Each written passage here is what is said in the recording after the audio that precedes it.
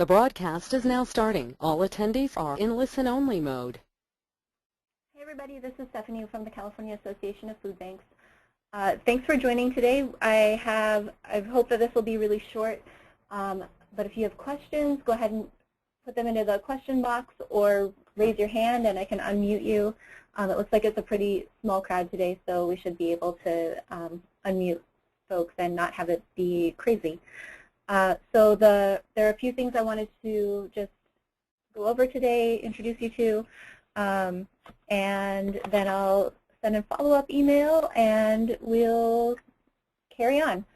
So the first thing is we have a new CalFresh Outreach report form. It's different in that we have a new place where the form is hosted, and so it's going to look a little bit different, and the state is asking for some different data. So I'm just going to go ahead and go through. Oh, before I forget, though, I did want to also mention that I am recording this for those who couldn't make it. So if you don't want your voice recorded or whatever, go ahead and type in your question instead of having me unmute you. Okay, so anyway, I just want to go through the form really quick, show you what it looks like, answer any questions you have, and then we'll go from there. So, you know, I need your name, need your email.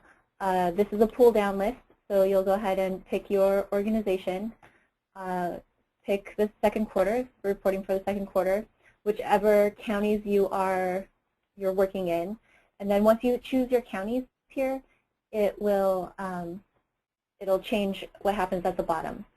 So you're going to choose your county and then describe your CalFresh outreach activities. This is where the state wants to know, you know, about your partnerships, ways you're addressing barriers, if you're just keeping track of how many materials you're distributing or pre-screens you're doing. This is a great place to put that. If you're doing trainings, you know, put them here or describe them here. But just the idea is to kind of give a rounder picture of your CalFresh outreach work that will kind of round out the numbers that you're reporting below. So, hang on 1 minute. Okay, so then, as usual, you're going to share one of your CalFresh outreach successes. It could be, of course, a client story. It could be a promising practice. It could be media coverage, kind of anything that you are really excited about. Do keep in mind that all of this will be going to the state, so don't include any personal identifiers for your clients. That includes name, social, name, social security number, phone number, all of that stuff. Okay, anything else we should know is just what it sounds like. You know, if there's something that didn't fit in another box or didn't fit in another area, go ahead and put it there. That doesn't go to the state. If you want to upload things, go ahead and upload them here. It's not required. It's an option, though. And you should still be keeping track of things and records on site. So if I come out or if the state or the feds come out to do a site visit, you should be able to pull up your documentation even though you're not turning it into me. So this is where the data gets reported. Oh dear. Okay, this is where the data gets reported. So it'll be the applications submitted January through March. So that's just quarter 2. And then for applications approved, the state now wants it year to date. So we're going to go October 2014 through February 2015. The reason we're not going through March is because we're only in mid-March and there's a good chance that that you don't have results back from your March applications yet. So February through March, year to date.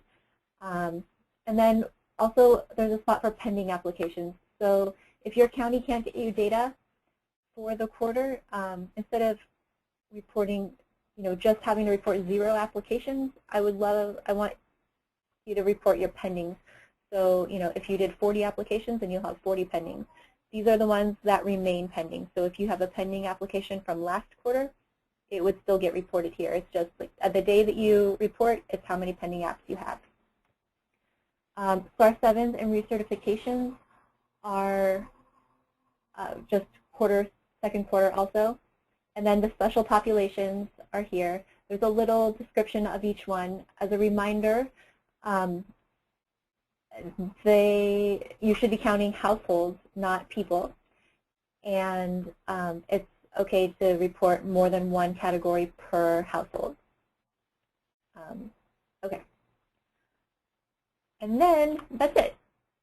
So these, because the state just yesterday, literally just yesterday, got me a draft of the report that they're expecting for the mid-year report, and I'm late getting this out to you. Our deadline is going to be April 22nd. So that will give you 2 weeks to get everything in. And if you have any questions or you come up with some challenges with the form, don't hesitate to let me know. All right, so I see that I have a question here. Hang on a sec. If you have questions, go ahead and type them in the box or raise your hand, and I can unmute you. Let me go to this question first. Let's see, the pendings include March as well as October through February. Yes, so pendings is actually, I'm sorry, that's a good question.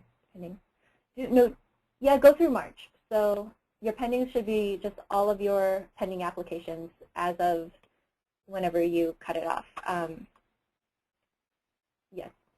And then the other question is, for special populations, do we report for the quarter?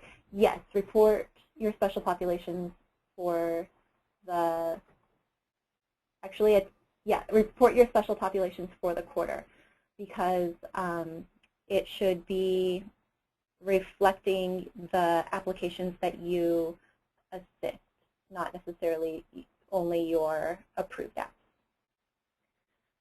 If you're not tracking special populations, we should have a chat, and I'll call you later, or contact me and we can set something up.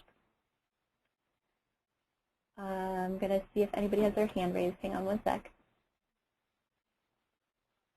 So nobody wants to be unmuted, but are there any other questions on this form?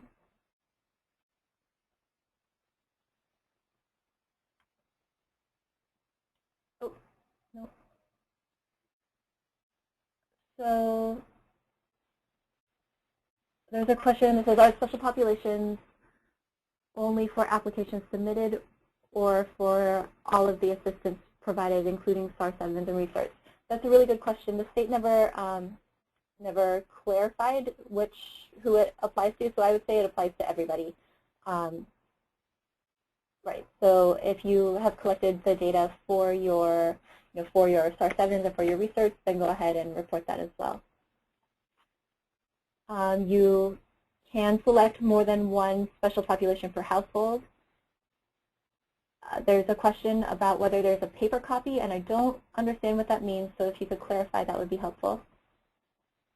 And I don't think that you can save and come back to the report. So when I sent out the email yesterday, it had a PDF copy of the report, so you can know ahead of time all of the stuff that will be asked for on the form, and then just go ahead when you have all of the data. You can go ahead and submit it or go to the form and enter it.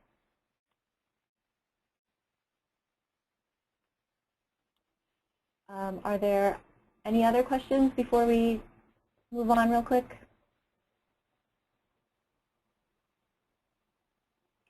All right, well, if other questions come up, go ahead and enter them and we can come back. But in the meantime, so the state has a new requirement that everybody who is doing CalFresh outreach and their managers need to take civil rights training. So the state is mandating that you do their civil rights training. I'll be sending you a link to this website. Once you get here, you'll click on Civil Rights Training. And then when you do that, you will get this page. And it's to view a webinar. It's like it's a half hour to 45 minutes long. So you'll enter, the state wants you to enter your first name and your last name, of course. And then instead of your email address, they want you to enter CAFB and your organization. So that way they can track that you are under CAFB's contract and they can track which organization you're with. You don't actually have to put in your email address. If there are multiple people who are watching this recording, then they want you to put all of the first names in the first name box and all of the last names in the last name box covered or separated each one by commas and in the same order. I hope that made sense. And let's see, the due date on this one is April 30th. If you can't do it by April 30th, let me know, but do try to get yourselves and your staff watching this webinar by then.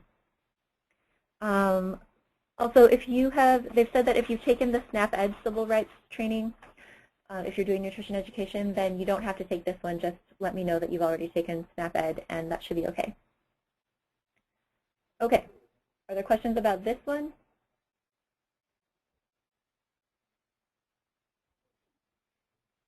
It doesn't look like it, and I don't have any previous questions or questions on the report form.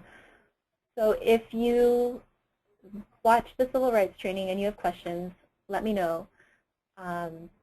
And if you're filling out the report form and you have questions, let me know about that too. And so that is really, I mean, that's really kind of it. I just wanted to orient you guys to the new form, make sure that we talked about the new questions and mention the civil rights training. And I think that's it. This is your last chance for questions, if anybody has them.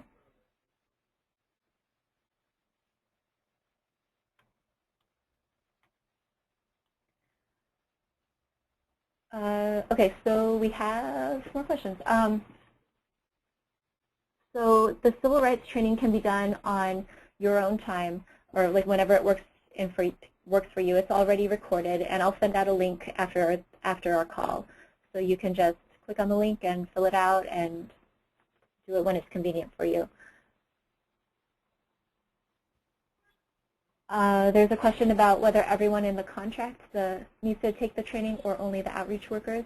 The state said that it is for the outreach workers, outreach staff who interact with CalFresh applicants or eligible CalFresh applicants, and frontline supervisors and administrative and management staff who oversee your program.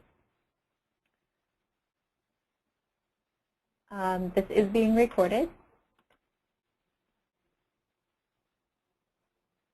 And does everyone include? So even if you are a part-time employee, you should still have your part-timers watch the training,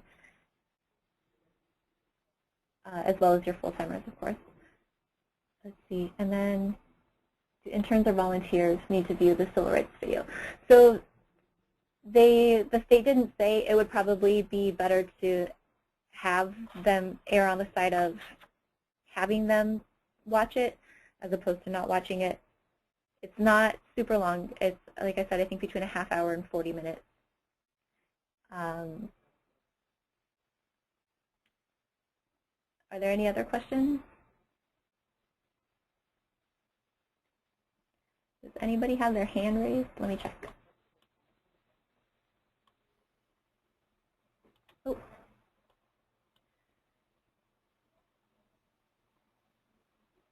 All right, Jeanette, I'm going to unmute you. I see that your hand is up. Hi, Jeanette. Go ahead. Can you hear me? Yes. Is there any way to be able to reference back to this webinar for anything? Yes. So I am recording it, and I'll send a link out as soon as we have it up. Okay, thank you. You're welcome. Any other questions?